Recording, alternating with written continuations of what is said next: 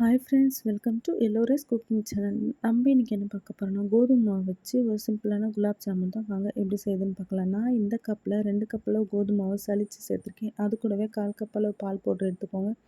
கோதுமை மாவு பால் பவுடர் நல்லா மிக்ஸ் பண்ணிவிட்டு வானொலி அடுப்பில் வச்சுட்டு மிதமான சூட்டில் பொறுமையாக வறுத்து எடுத்துக்கோங்க. இது குலாப் ஜாமுனுக்கு ஒரு நல்ல ஃப்ளேவர் கொடுக்கும். கோதுமையோட பச்சை ஸ்மெல் போகணும்.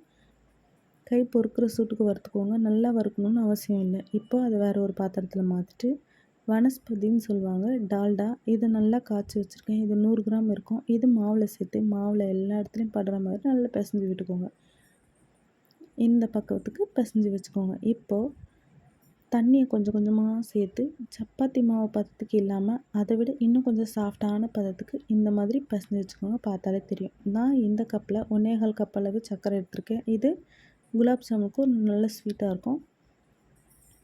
2.25 அளவு தண்ணி விட்டு 5 ஏலக்காவை தட்டி சேர்த்துருக்கேன். ஏலக்காய் ஆப்ஷனல் தான், பிடிச்சா சேர்த்துக்கோங்க, இல்லை ஸ்கிப் பண்ணிவிடுங்க. இப்போ சர்க்கரை பாகு நல்லா கரைஞ்சிச்சு. பாகு பதம் தேவையில்லை. சர்க்கரை கரைஞ்சி பிசு பிசுன்னு ஒட்டுற அளவுக்கு இருந்தாலே போதும். அடுப்பு ஆஃப் பண்ணிவிட்டு பிசைஞ்சு எடுத்து வச்சுருக்கிற மாவு உங்களுக்கு எந்த ஷேப்பில் வேணுமோ அந்த ஷேப்பில் விரிசல் இல்லாமல் நல்லா உருட்டி எடுத்துக்கோங்க. இப்போ வானொலி அடுப்பில் வச்சுட்டு தேவையான அளவு எண்ணெய் விட்டுக்கோங்க. எண்ணெய் காஞ்சதும் உருட்டி எடுத்து வச்சுருக்கோம் இல்லைங்களா, அதை பொறுமையாக 1 by 1 சேர்த்துக்கோங்க.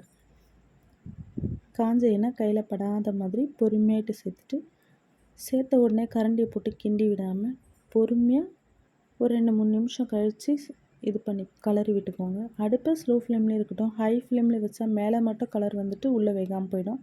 இப்போ பார்த்திங்கன்னா நம்ம உள்ளே போட்ட உருண்டை எல்லாமே நல்லா பொரிஞ்சிச்சு. இப்போது இந்த உருண்டையெல்லாம் எடுத்து ஆற வச்சு வச்சுருக்க சக்கரை பாகில் சேர்த்துக்கோங்க. மீதம் உள்ள உருண்டையை இந்த மாதிரி வறுத்து எடுத்துக்கோங்க. எடுத்து சக்கரை பாகில் போட்டு இதை ஒரு 2லேருந்து 3 மணி நேரம் அப்படியே ஊற விட்டுருங்க. அவ்வளோதாங்க, நம்மளோட அட்டகாசமான குலாப் ஜாமுன் ரெடி. அப்புறம் என்ன, வேறு பவுலில் மாற்றி சர்வ் பண்ண வேண்டியதான். சேனல் பிடிச்சிருந்தா லைக் பண்ணுங்கள், ஷேர் பண்ணுங்கள், கமெண்ட் பண்ணுங்கள், சப்ஸ்கிரைப் பண்ண மறந்துடாதீங்க. தேங்க்யூ.